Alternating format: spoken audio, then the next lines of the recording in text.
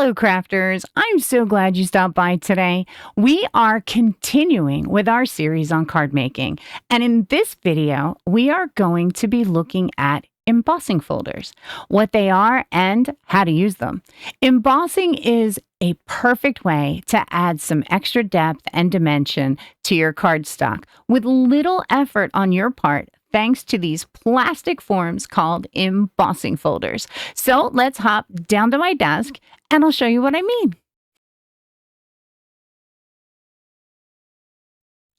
Embossing folders are translucent plastic forms with embedded designs in them. I have set out a variety of folders from different manufacturers that are different sizes and different thicknesses to show you today. Let's talk about the folder itself. Embossing folders have two sides. They have a raised side and they have a recessed side. The raised side is called the positive side of your embossing folder, and the recessed side is called the negative of your embossing folder. Let me simplify this even further. The raised side that you see here is what the front of your paper is going to look like when we are finished, and that is called the embossed side of your material. Now, the recessed side or the negative side shows you what the back of your material is going to look like, and that is called the debossed side of your material. So you can actually get two designs from one embossing folder that you can choose from to use in your project.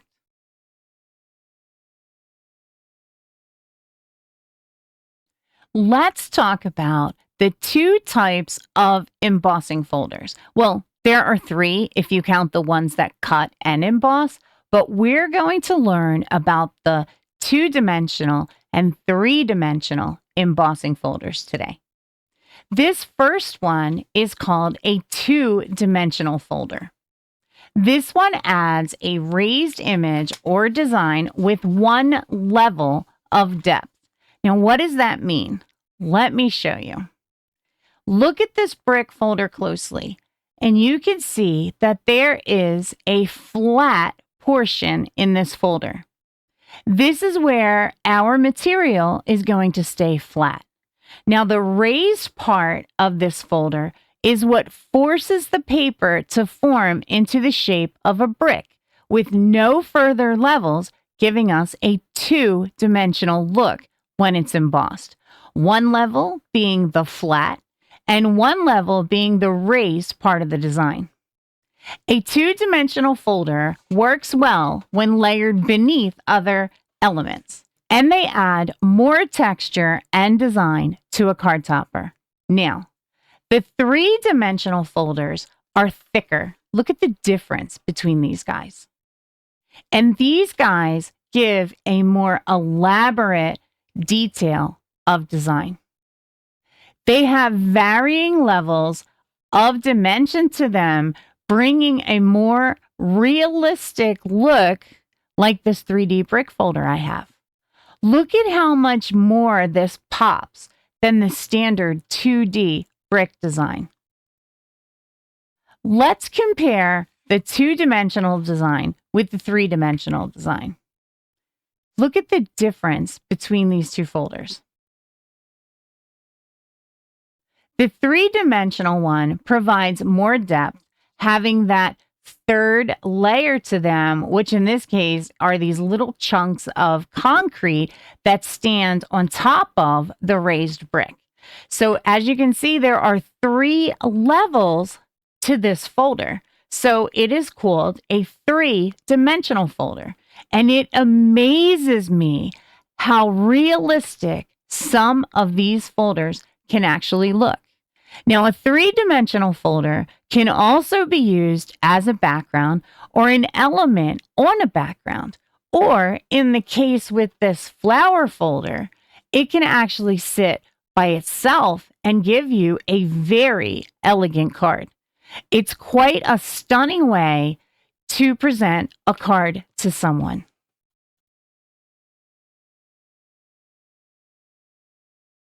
This is my Sizzix Big Shot machine. I use this machine to emboss these thick 3D embossing folders. It is a manual machine, and what's convenient about manual machines are you need no electricity to operate them, and this machine has served me well. I will caution you, however, this is a heavy machine, it doesn't fold up, and it takes up some counter space. This machine measures 14¼ inches by 12 3/8 by 6 5/8, so it's pretty big. Now, embossing machines do come in different sizes and different price points. While some may have unique features, mostly they all operate the same. All of the machines that I have researched come with their own plate system straight from the manufacturer. And the Big Shot came with a base platform, which is this thick piece, and it is used in every application as the bottom of a sandwich. Most machines have included their recommended sandwich layers right on top of their base layer. And the Big Shot is no different. This system included 2 cutting plates, a plastic shim, a rubber mat, and a thin die adapter plate. The Big Shot can cut or emboss a variety of materials, and some that are included in the instructions are cardstock, tissue, cork, felt, and even thin balsa wood. Turning the handle on the Big Shot when embossing the bigger folders does require a little bit of string to feed the 3D folder through. So don't be surprised there. For a 3D folder that we're going to emboss today, the instructions recommend using the base plate, which is this, the folder with our material in it, which is this, and a cutting plate. So now that we have our sandwich, let's take a closer look at our machine. Inside of this embossing machine, there are 2 metal rollers that are set one above the other. These rollers are very strong, and they pull your sandwiches through the machine, applying pressure to both the top and the bottom of your sandwich, forcing the paper into the design of your embossing folder. I will caution you here. This handle needed some breaking in when I first got it. Sizzix did an impressive job designing this, but the handle was so stiff, sometimes I had to get my husband to turn it. So it took a little while to break it in. A good practice to follow if embossing paper would be to add a mist of water to the page. This will swell the fibers in your paper and give you a deeper, cleaner embossing. It will also prevent cracking and even cutting of your paper as the rollers run along the sandwich. You don't want your paper to be saturated. Just a fine mist on each side is all you need. So we'll get that sprayed, and I'll link this sprayer that I have because it is really nice. I got it from Amazon, and it wasn't that expensive. So now I can take my moistened paper and place it into the embossing folder of where I want the design to fall. And then I'm going to close the folder, and I'm going to hold it here so that the paper does not shift or move. I'll grab my bottom plate, which has my instructions on it, and to emboss a 3D impression, I'm going to need the bottom plate, the embossing folder, and the cutting plate. This is what the manufacturer recommends for doing a 3D folder. So you're going to want to make sure when you're putting your sandwich into the machine that the folded edge of your embossing folder is at the top. If you use the other end, you risk damaging your embossing folder by either having it bow or cracking it at the top. Remember, these rollers are quite strong, so they'll bow up your folder and kind of force it and it'll snap. I've not had it happen to me, but I have seen it happen to other people. So we learn things from other crafters. That's why I love this community so much. Now, you're going to want to push your sandwich gently between the rollers until you feel the resistance. And then you're going to want to turn the handle. Now, as you can see, this is not going through the machine. There's not enough of the sandwich to give you the pressure that you need for the folders to pull it through. So what we're going to have to do is reconfigure this sandwich. I think what I'm going to try is something that usually works for me, since this is a Spellbinders one, so it's a little bit thinner than the Sizzix one. So I'm going to put this thicker plate on top instead of using my cutting plate. I'll push it back into the machine, and now I have, see the handle move? Now I have the resistance that I need. So I'm going to turn the handle, and I'm going to turn it at the same rate, applying the pressure, letting the machine do its thing and do its work and pop out. I'm going to grab it and I'm going to keep it in form. I'm not going to shake it or move it around. I'll just gently lift, holding my finger down on the folder, because I want to check to make sure that it embossed. And if I don't move the sheet and it didn't emboss the way I want it to, I can run it through the machine again. So let's take a look. Oh, well, we actually have a beautifully embossed paper. Look at that.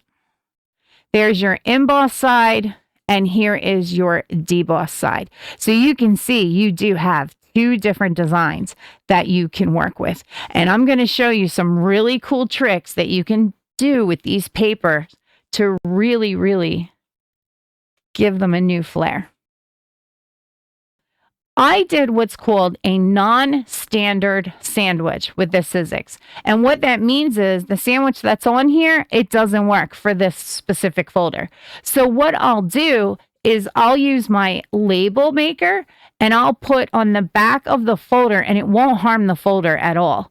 I'll just put Sizzix, and that I had to use the plastic shim plate and the base plate to make this folder emboss on this specific machine.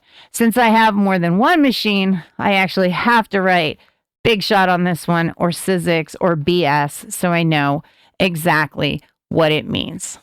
So if this were the opposite, and the machine would not pull the folder through, this is kind of what that looks like. Let me show you. I'm going to try to, no, it's not going to. Let me see if I can get it to. It's very obvious that something's wrong. To put the folder on, use the two plates and see if I can get it to do it. Let me push this in here. Oh yeah, this will do it. This is very, very hard to pull. And if I force it, what's happening back here is the plates are separating, and this is actually shifting. You can see how it was pushed out of the folder with the rollers. Now, if I ran this through, see how that flapped back? If I ran this through the machine, forcing it there, I most likely would have bowed this folder, and it would have kind of rendered it useless, because once these guys start separating and they don't come together the way they're supposed to come together, they'll never work right again. And I don't know how to fix that. But once you have your correct sandwich, you're ready to emboss. Guide your sandwich in with the folded part at the top, turn the handle, and you have a beautifully embossed image. All right, let's emboss on one of the Sizzix 3D embossing folders. I've already chosen a paper. We're going to go ahead and use this gray. So I'm going to mist both sides of the paper, just like before. Just give it a little mist. Shake it in case I've got any drips in there. I'm going to line my paper up in the folder where I want it. And I'm going to grab the end. Now, this is an actual Sizzix folder. So this should work with the manufacturer's instruction. I'll put the folded edge at the top with my embossing or cutting plate on top of that. And I will push it into the machine and turn the handle. And as you can see, I don't have a lot of resistance. I don't have any trouble getting that guy to roll in. But I still have a habit of doing the same thing just in case this folder didn't take. But look at that image. This is done with a 3D folder. Look at all of the detail in that guy. It is simply beautiful. And I'm going to show you a couple things we can do with that after it dries completely. Now, the next one that I want to show you is this sunflower one. Now, this is a Simon Says embossing folder, so it's not a Sizzix folder. And when I compare the two of these, the Simon Says one is just a little bit thicker than the Sizzix one. So I'm going to try and run it through this machine, but it may not go. I may need to pull out the other one. So let's moisten our paper. Same as before. Give it a shake.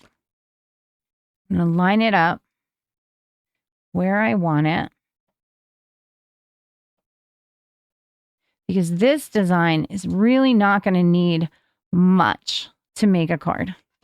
I'll place my cutting plate on and let's see if it's going to go through. Oh, yeah. It's going to go through fine.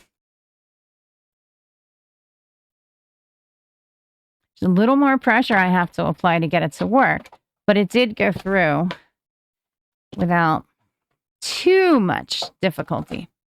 And look at how pretty this is. This is such a beautiful embossing folder. It's so elegant and so pretty that this guy does not need much. Maybe a sentiment, a little bit of color, and he's good to go for a card, which we are going to make a couple of cards today. But before we get to that, I kind of want to show you what it's like to emboss different materials. Now I want to show you embossing on gold foil cardstock. And for that, we're going to use one of Sizzix 3D folders. I don't wet this one. We don't wet this one. We just line it up with the folder, how we want it to fall. Pop it in there. Place it on the platform with our cutting plate. We already know this is a Sizzix folder, so this is going to go through fairly simply because it's the correct sandwich.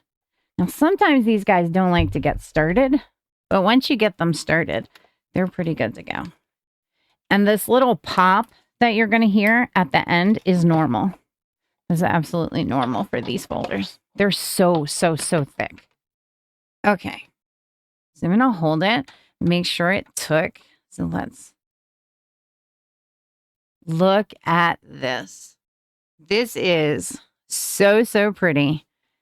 It's just unbelievable. Now, I am going to have to trim some off the edge, but we'll do that in a little bit here.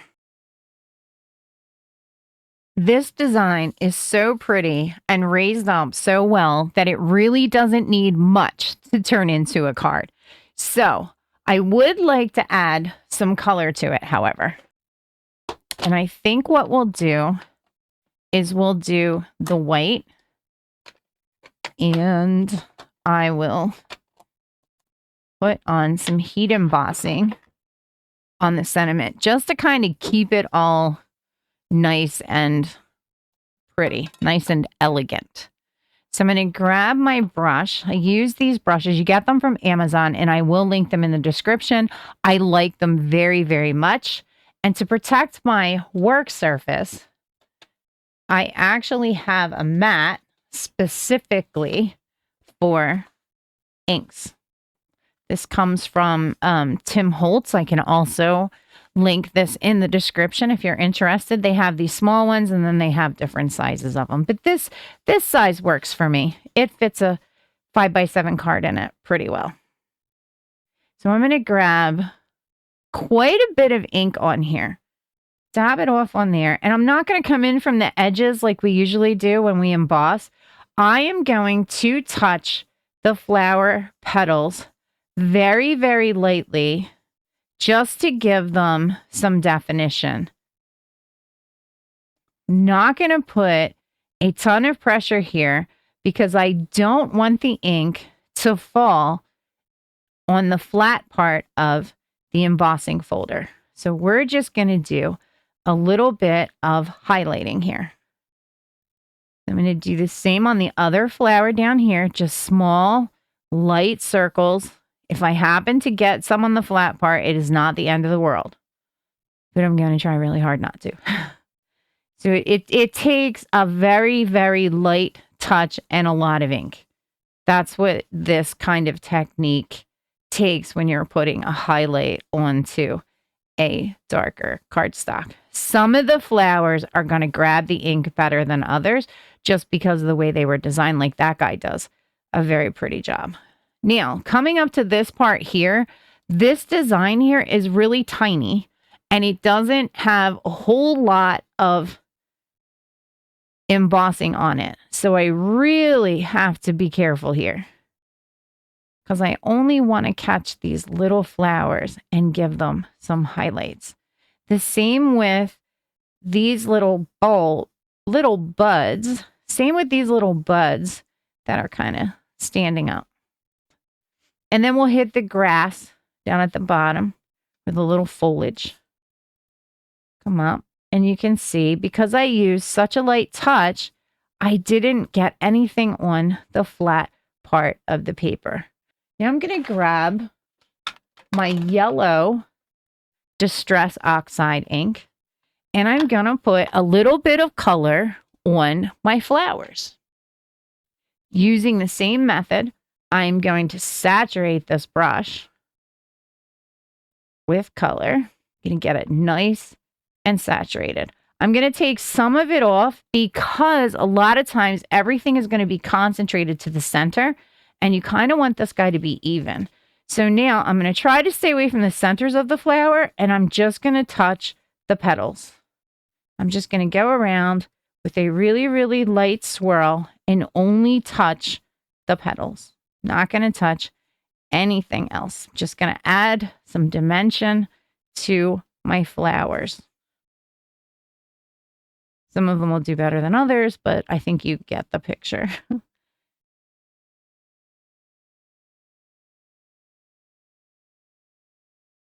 And these Distress Oxide inks are amazing because they are translucent, so you kind of can see through them, so they don't overpower the flowers too much. Okay, so now I'm going to add a sentiment to it. So I'm going to grab my Misti. And the sentiment that I'm going to use is going to say, friends are the sunshine of life. So I'm going to pop this guy into my Misti, line him up right in the corner, and stick my magnet on him so he doesn't move. I'm going to put this where I want it to lay. I do it right in between here. Make sure it's straight. I'm going to use what's called an impressible, which mine is just a glass ball that fits really nicely into the palm of my hand that I put a furniture mover on the bottom of. That's how I made mine. I've seen lots of people do different things, use doorknobs, cabinet knobs. I'll be using my Wow embossing pad today. And I'm just going to, as you know from my previous video, I'm just going to kiss the stamp. Now, before I push this over, I want to make sure that no oil or anything from my fingertips is on this paper.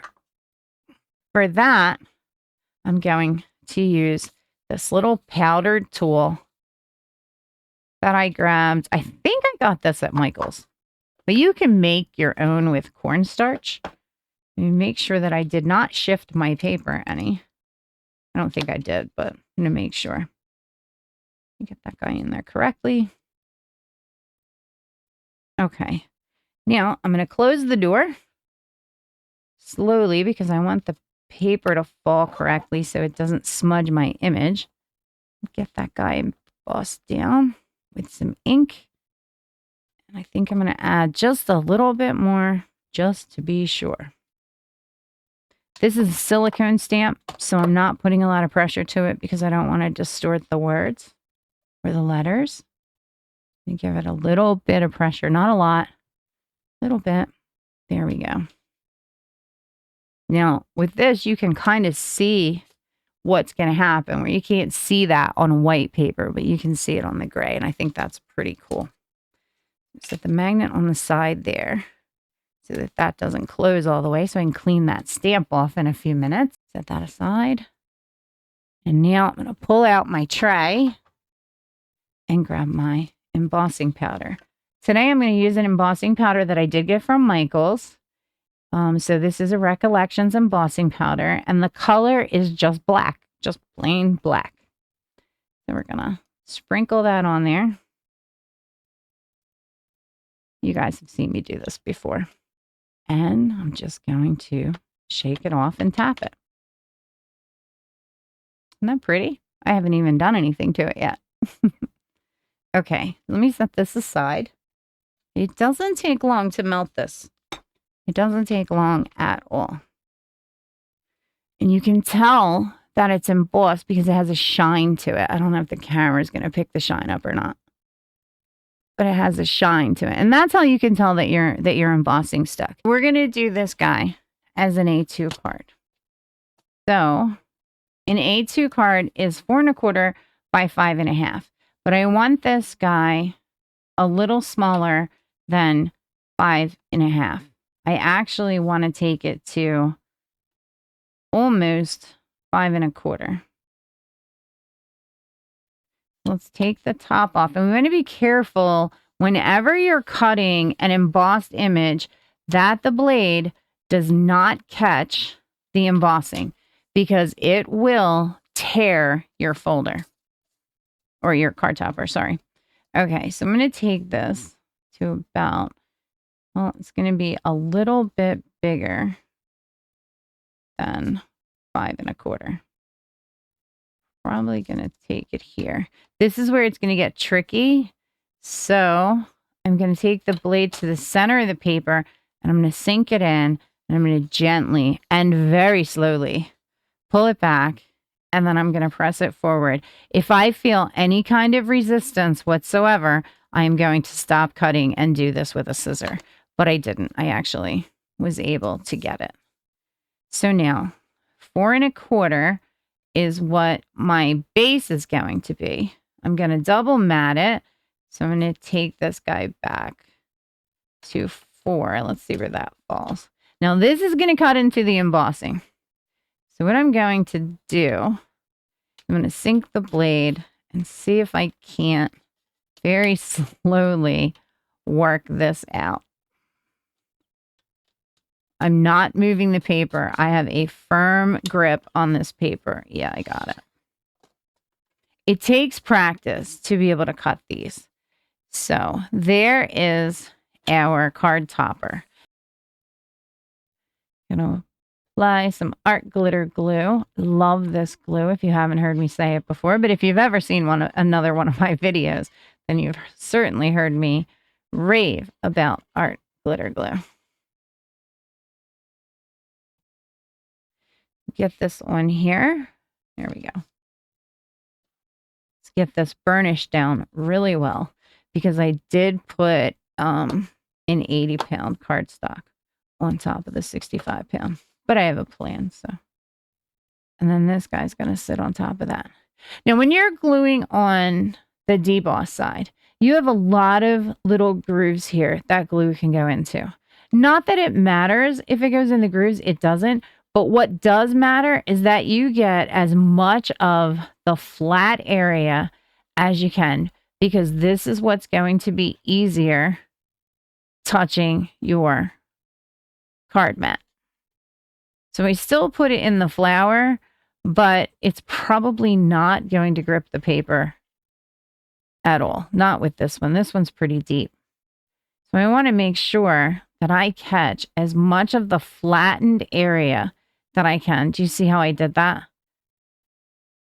Now I'm still going to put glue in the flowered area, but I kind of don't expect that to stick.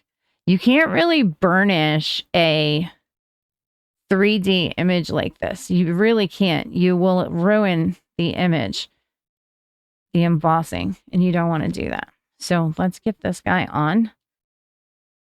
Light it back some. There we go. There it is. I'm going to use my bone folder to get the flat parts to kind of try to spread the glue out that way. But I'm going to try super hard not to have to touch or burnish any of the embossed parts. I don't want to ruin the image. I don't want to flatten them out. I like that they stand up like this. And I think there are enough on here that it'll hold it. It won't bring it up. Just the one area that I worry about is right down here. So get that burnished in there. And there you have it. A beautifully embossed card, all ready to go. And I didn't really do a lot of work on it. Let's move on to a different card with a totally different technique.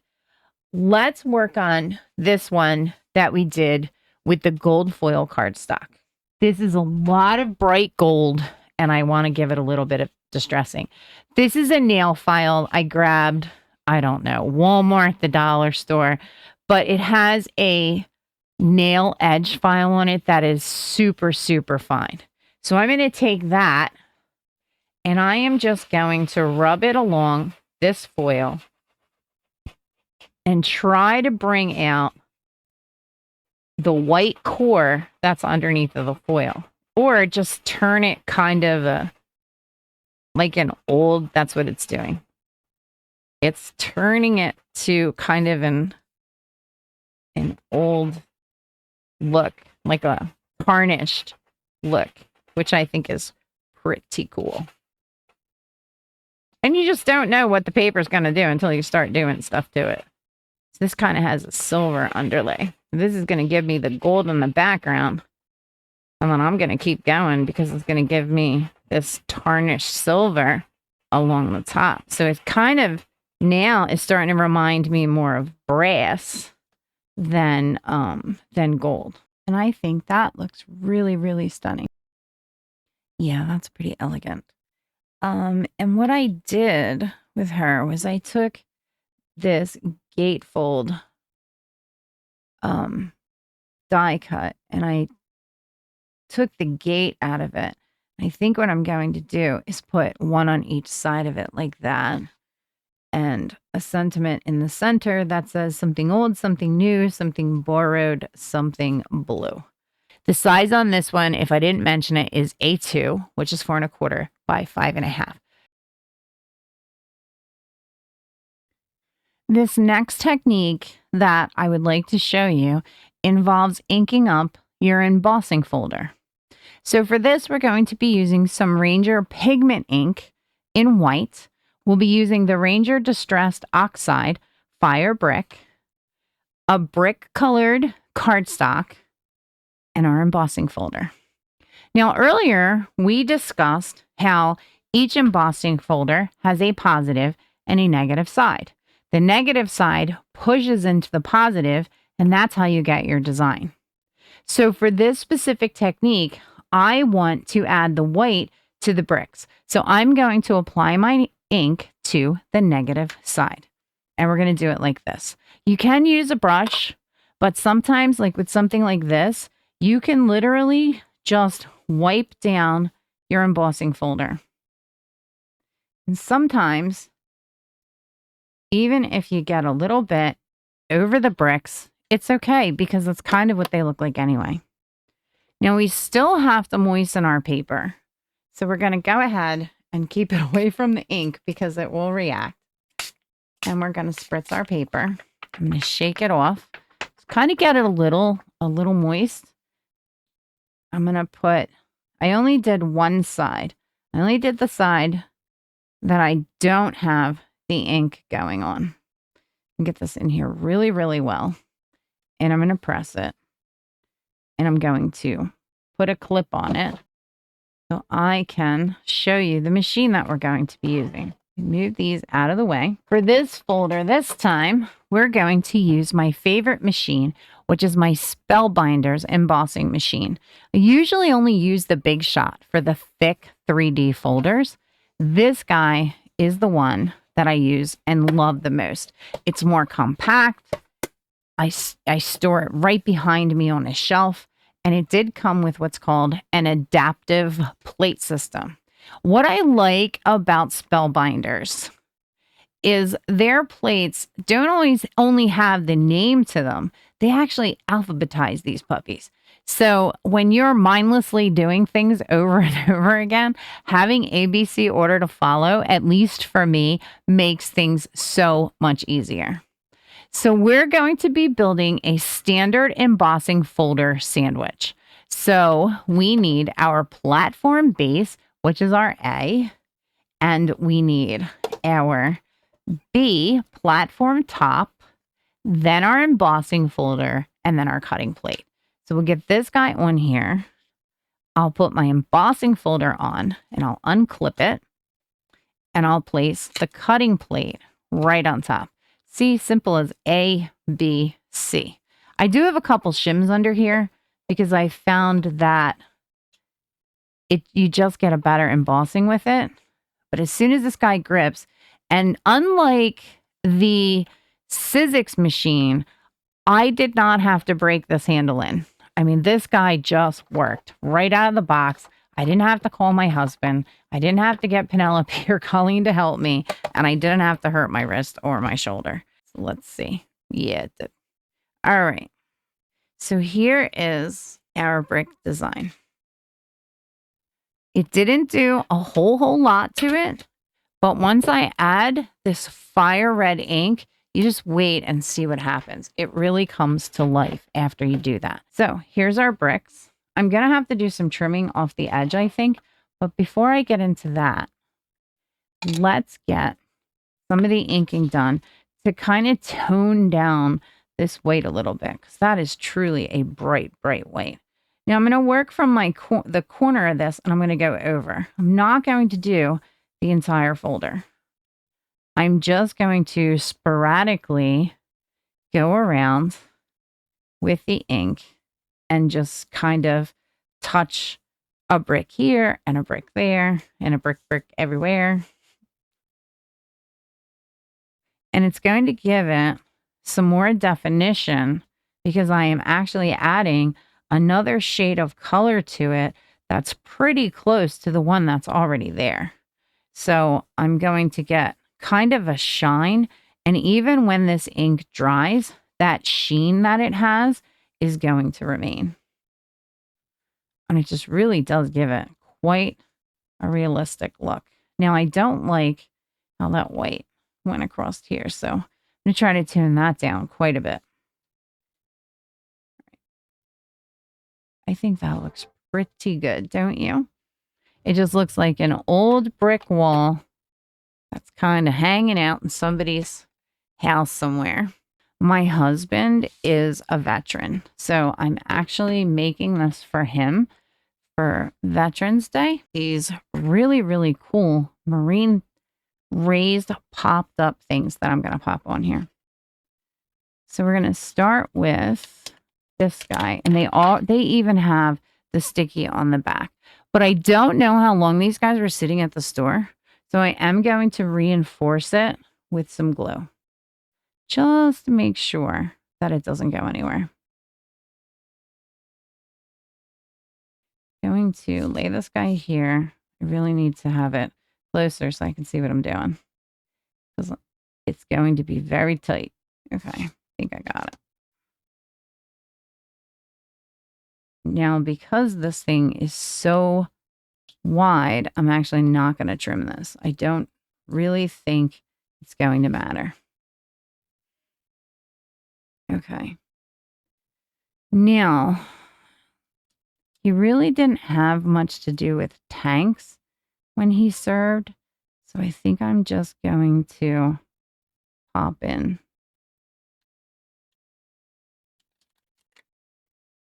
the things that I know mattered. Plus, I asked him, so it's always the best way to go. I'll have enough of these to do 2, so I'm probably going to send one to my uncle because he also served. And we'll put Simplify down here. Let's see. This is say United States Marine Corps. Get some blue on him. Let me make sure it's not crooked. I'll pop that there. He really wasn't impressed with the tank, but he did like this one. So we'll get this one on. Sorry, I glued it off camera. And I think I'll put this one here. And then in the center, I'll do a hat. Here's Dress Blue's hat.